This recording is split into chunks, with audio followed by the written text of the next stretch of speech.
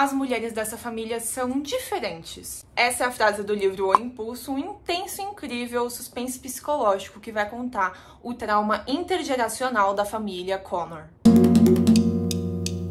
E sejam bem-vindos a mais um vídeo aqui na Estante da Elise. Eu sou a Elise e a gente vai conversar um pouquinho sobre esse livro que eu amei, dei 5 estrelas, favoritei. Ele envolve muito temas que eu consegui correlacionar com a psicologia, né? Pra quem não sabe, eu sou formada, agora pós-graduando em psicologia. Então eu quero fazer tanto uma parte aqui sem spoilers, contando um pouco pra vocês sobre o livro, e também vai ter uma parte com spoilers que eu vou avisar quando a gente for começar, tá bem?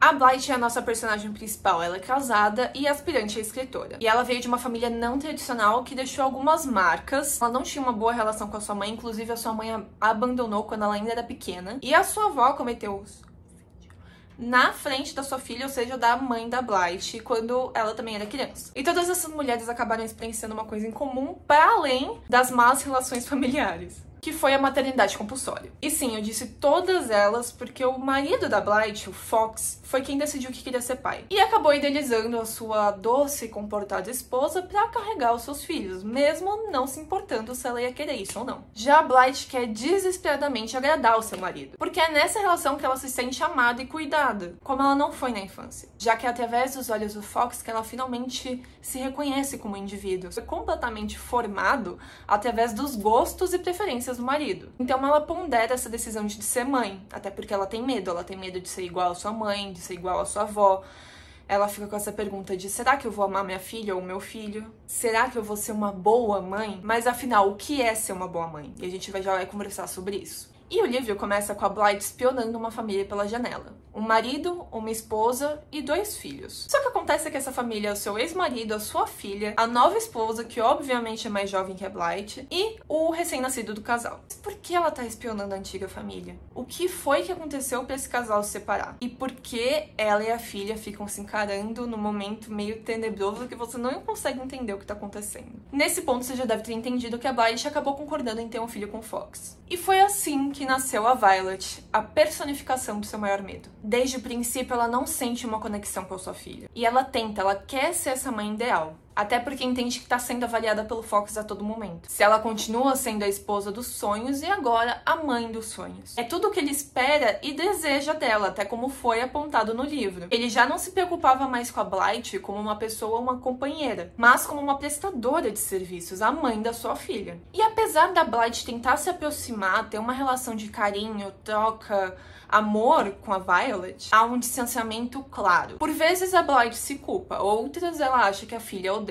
E alguns pensamentos, algumas reflexões acabam surgindo disso. Como, por exemplo, que ela estava muito desapontada da Violet ser filha dela. Ou momentos que isso acabava se externalizando, como, por exemplo, deixar a bebê chorar por horas a fio, enquanto ela digitava no seu computador, já que ela é escritora, com uma música. E essa ação fazia ela sentir tanto culpa, mas também prazer. A Violet, conforme ela cresce, ela começa a apresentar alguns comportamentos agressivos que preocupam a Blythe. Contudo, é só a mãe que parece se dar conta desses comportamentos. O marido não acredita na esposa e sempre aponta como ela é dura com a filha deles e como ela deveria tentar mais. Será que é tudo coisa da cabeça da Blythe que tá fazendo ela interpretar a realidade de uma maneira não confiável? Ou será que a falta de conexão nesse momento mais inicial, primordial da vida, afetou a formação da Violet como indivíduo e, de fato, tem alguma coisa de errado com essa menina? Bem, pra isso você vai ter que ler O Impulso, da Ashley Aldrin, que eu diria que é uma mistura de Precisamos Falar Sobre o Kevin, do Lionel Shiver, e Menina Má, do William March. No caso, eu só li Menina Má, que é um livro que eu amei, eu dei 5 estrelas, favoritei também. E Precisamos Falar Sobre o Kevin, eu assisti o filme, né, adaptação cinematográfica. Ainda não li o livro, porém eu quero. Enfim, dando essas 2 obras aqui de base pra vocês. O livro em si, ele é construído como se fosse um manuscrito que a Blythe escreveu pro Fox, né, o seu ex-marido, contando o seu lado da história. E também alterna, por vezes, com vislumbres do que teria sido a infância da sua mãe e da sua avó, pra gente entender um pouco mais desses traumas que foram passados através das gerações. E comportamentos, né, é bom ressaltar.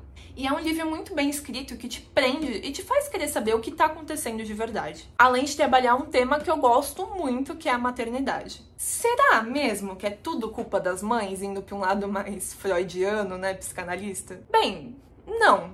Mas talvez em certas partes. Assim como é do marido que não enxerga a sua esposa como um indivíduo, né, próprio, com escolhas e vontades, tá para além dessa sua idealização de pessoa perfeita, de mulher perfeita, e também de uma sociedade que ensina que uma mulher digna é uma mãe digna. Mas o que raios, afinal, é uma mãe digna? Porque não somos todos preenchidos com frustrações, tristezas, alegrias, sonhos, vontades e desejos? Em todas as áreas da nossa vida, e não tem por que a maternidade ser diferente. Porque parece que tem um acordo mútuo que você não pode reclamar sobre os seus filhos, sobre as suas frustrações, e quanto a isso, a mãe acaba sendo esse ser quase divino que não pode reclamar nem ao momento. E tudo se torna ainda mais complicado quando você não queria esse filho de verdade. Mas foi algo que foi empurrado pra você, como uma norma que você precisa cumprir pra ser igual aos outros ou aceito por essas outras pessoas. Esse estilo de vida ideal e alcançar o sucesso que todos querem ter. Mas a verdade é que não necessariamente todos querem ter o mesmo objetivo de vida. Mas se eu não chegar até lá, vão apontar o dedo pra mim, vão me julgar. Eu ainda vou ser amada? Eu vou ser aceita? Eu preciso fazer isso, não preciso? Eu falhei como mãe, como esposa, falhei como mulher? Porque tá tudo conectado, não tá? Não tá. Apesar de insistirem em unir essas definições. Mas a gente já vai chegar lá. E pra isso eu vou ter que me aprofundar agora, fazer uma análise com spoilers. Então fica aqui avisado que a partir desse momento a gente vai ter spoilers. Bem, a Blythe não teve uma boa relação com a sua mãe, já que ela não foi acolhida, amada e cuidada, né, durante a sua infância. Ainda assim, ela teve uma figura materna, que era a sua vizinha. Então ela teve esse lugar de apoio, de refúgio, pra toda vez que na sua própria casa as coisas ficavam insuportáveis. E isso conseguiu trazer um senso de ninho e de esconderijo que ela poderia ir pra lá e se desenvolver, mesmo que pouco, mas que já foi um grande diferencial comparado ao que a sua mãe e a sua avó tiveram, né? E a gente precisa entender que ser mãe não era um desejo intrínseco da Blythe, mas sim agradar o seu marido. E assim a Violet nasce e a Blythe vai ter que encarar se ela vai ser ou não igual à sua família, né? A conexão não vem, e esses meses iniciais, que são extremamente importantes para o desenvolvimento do bebê e para fortalecer o ego da criança, acabam não acontecendo. Justamente porque a Blythe tá mergulhada nesses conflitos internos e externos. E também acontece que a Blythe experiencia uma espécie de luto quando a sua filha ainda é pequena. Um luto daquela mulher e esposa que já não recebe mais atenção nem cuidado pelo seu marido. Esse marido que é o centro do seu mundo, veja bem. Isso que ela deseja desesperadamente está sendo direcionado para sua filha. Tudo que o Fox vai enxergar em Blythe é se ela tá sendo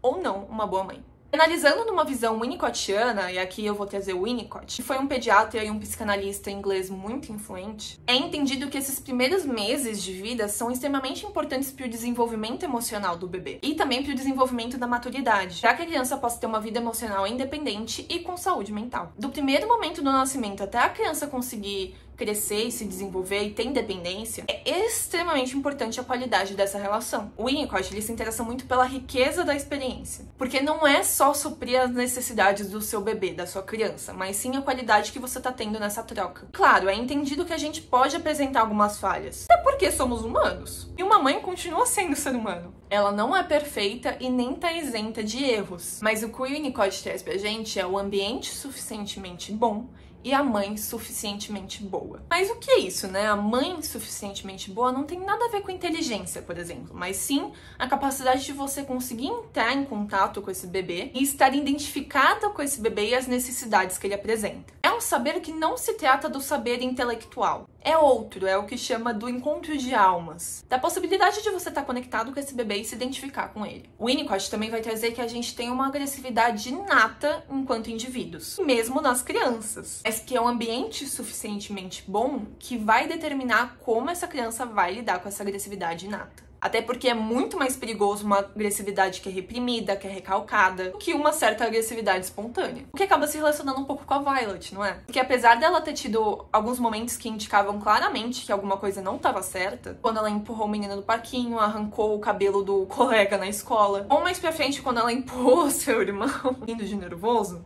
ninguém mais conseguia enxergar aquela menina como agressiva. E isso, né, acaba gerando questionamento pra mãe. Será que eu tô vendo coisa onde não tem? Muitos momentos a Blythe acaba se questionando da própria sanidade. Mas estava lá. Alguém devia ter escutado, mas ela foi continuadamente desacreditada. Então Violet, pra maioria, é uma boa menina, é uma boa garota. Mas ela tem essa agressividade que tá lá, que tá internalizada. E ela acaba sendo pautada também nessa relação maternal que não foi desenvolvida, numa relação paternal também que foi negligente. Mas como a relação dela com o pai foi negligente se ele sempre tava lá por ela? O Fox, ele não se importava com a sua esposa e com a sua filha. Ele se importava em ter uma esposa e uma filha. Mas elas tinham que ser perfeitas. E nunca as enxergaria e aceitaria como elas são. Quer dizer, ele até passa a enxergar um pouco abaixo por quem ela é, e a partir desse momento ele não consegue gostar dela. E nem tem aquele senso de amor e cuidado de tipo, você não tá bem, eu vou estar aqui com você e a gente vai enfrentar isso junto. Mas sim, seja da forma que eu quero, senão eu vou embora. Eu acho alguma coisa melhor, que é justamente o que ele fez. Então ele só tinha essa visão idealizada das duas e é isso que ele queria. E outro ponto muito interessante levantado por Winnicott são as atitudes antissociais de uma criança. Que não é uma delinquência, na verdade é uma coisa natural. Por exemplo, fazer birra ou crianças que voltam a fazer xixi na cama. Isso é o que o Winnicott vai chamar de protestos. A criança protesta. Mas como esses protestos eles vão ser acolhidos e entendidos?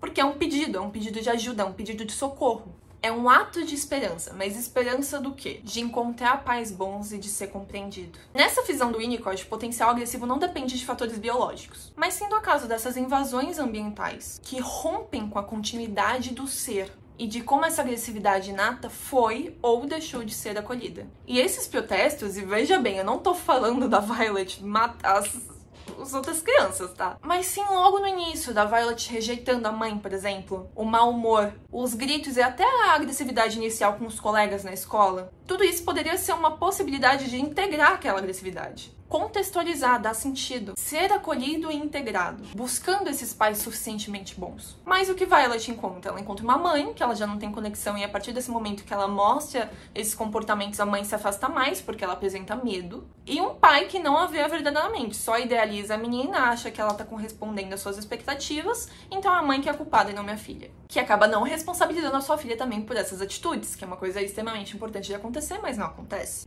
Por isso que os atos sádicos continuam até chegar no extremo. Mas e aí? A Violet, ela é uma psicopata? Ela nasceu desse jeito? Ou foi o meio, né, que fez ela ser dessa forma? Todos nós somos seres biopsicossociais, ou seja, biológicos, psicológicos e sociais que vêm tanto das relações que a gente tem quanto a cultura. E esse âmbito familiar, ele tem muita influência em nós, até porque é o primeiro contato que a gente tem com o mundo externo e da onde a gente aprende bastante coisa. Apesar de muitos acreditarem, na verdade, uma pessoa não nasce má. Não existe uma The Bad Seed, uma semente podre, tal como é o título original de Menina Amado, William Hart. E a gente também não pode classificar crianças como psicopatas e sociopatas. Na verdade, a gente nem utiliza mais o termo psicopata ou sociopata. Hoje a gente utiliza o termo de transtorno de personalidade antissocial e que só pode ser diagnosticado a partir dos 18 anos de idade. Até porque o nosso cérebro ainda está em formação até os 20 e poucos anos. Pra gente entender um transtorno de personalidade, primeiro a gente tem que entender o que é a personalidade em si, que é um padrão que vai se moldando ao longo do tempo. É o modo pelo qual a pessoa vai responder a estímulos externos e internos, que é diferente de temperamento, que é algo que já é observado logo nos anos iniciais de vida, nos recém-nascidos mesmo, que acaba ligando a questões hereditárias e de genética. Já um transtorno de personalidade é um desvio, é um padrão persistente que se desvia acentuadamente das expectativas da cultura do indivíduo. Vai começar na adolescência ou na fase adulta, sendo estável ao longo do tempo e acaba levando o indivíduo a prejuízos, né? Ou sofrimento também. As causas dos transtornos de personalidade são tanto ambientais quanto neuropsicológicas, mas em grande maioria neurobiológicas.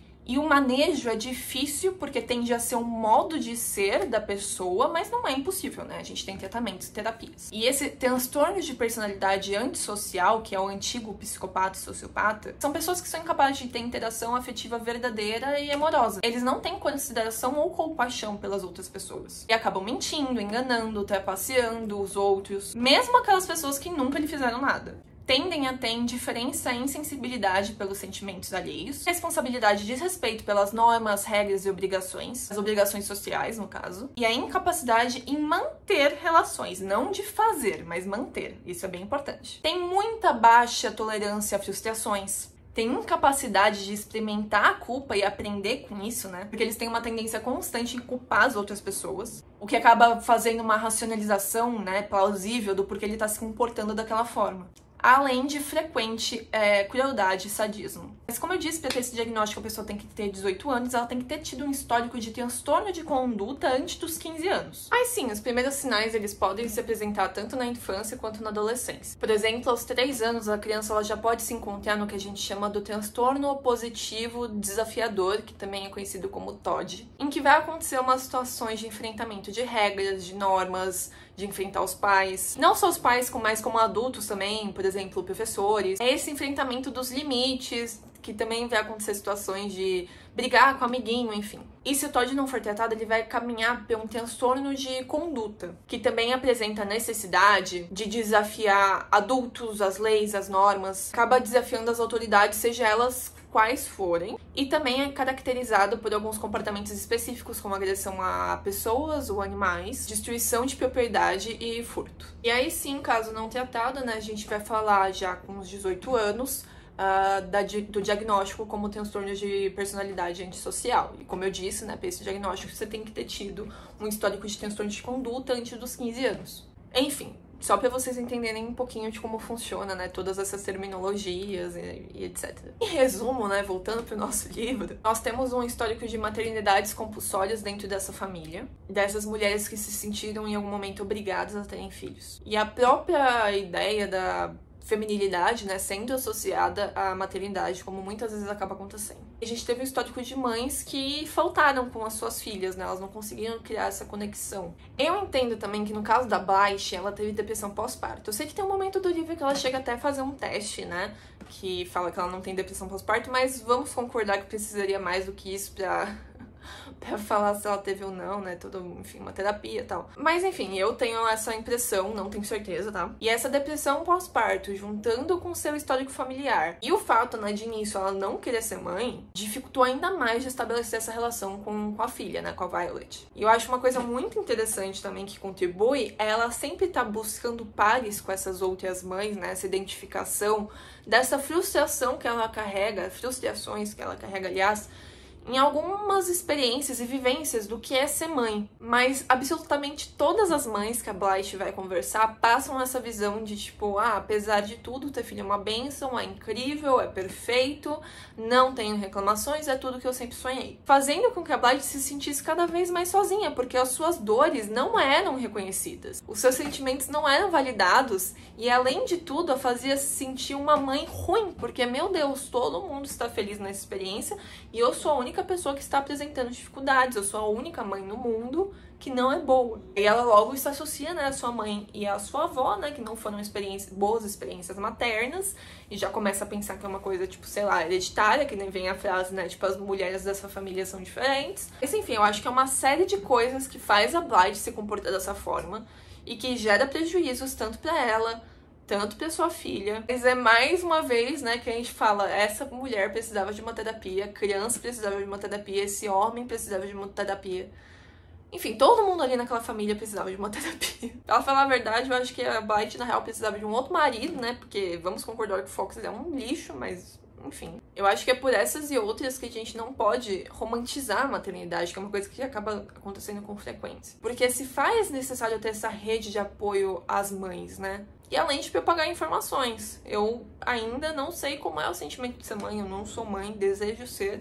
Imagino eu, até por tudo que eu já vi e estudei, que deve ser muito difícil esse sentimento de se sentir tão sozinho num mundo em que quer vender a maternidade como perfeição e naturalidade, né? Como se fosse instintivo nós sermos boas mães. E ainda mais como a sociedade tenta ter lá o papel da mulher como ser mãe. E Violet, né, por sua vez, ela fez os protestos esperando ser atendida tanto pela mãe quanto pelo pai, mas esse chamado nunca teve uma resposta efetiva, possivelmente indo para um TOD, de um TOD para um transtorno de conduta e muito possivelmente acabando num transtorno de personalidade antissocial. E, né, o final do livro dá a entender que o irmãozinho, o Jet, ele foi ferido, espero que não tenha sido morto de novo. Quem sabe aí o pai e a madrasta vão finalmente escutar a Blythe, né, de talvez tenha alguma coisa errada com a Violet. Eu acho que outro ponto muito importante da gente conversar é da diferença entre as gestações que a Blythe teve da Violet e do Sam.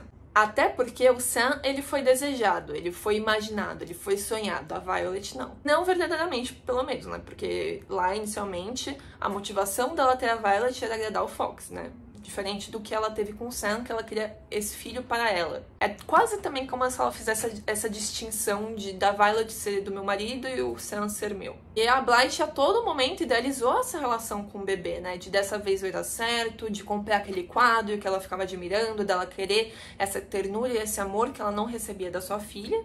Também não dava em muitos momentos, e ela também deixou de ter com seu marido. Então ela precisava de alguém para nutrir esses sentimentos, e por isso que também se idealizou tanto essa relação que ela teria com esse novo bebê. Então aí teve essa imaginação, esse sonho, esse desejo do amor materno, mas o amor materno para um menino, veja bem. Até porque quando nasce e ela descobre que é um menino, ela dá graças a Deus ali que não é outra menina. Isso me fez pensar, não é uma conclusão, é uma reflexão que talvez ela tenha aprendido na sua vida, né, que a relação feminina existe competitividade. Não só competitividade, mas desafeto, porque foi a experiência com a mãe, com a avó e também com a filha. Até associando o ponto que talvez ela possa ter tido essa competição inconsciente, esses ciúmes, essa inveja da relação que a Violet tinha com o Fox. A partir do momento que ele começou a dar mais atenção pra Violet, ele deixou de dar pra esposa, e a partir do momento que a Violet nasceu, ela deixou de ser mulher e passou a ser mãe, enfim.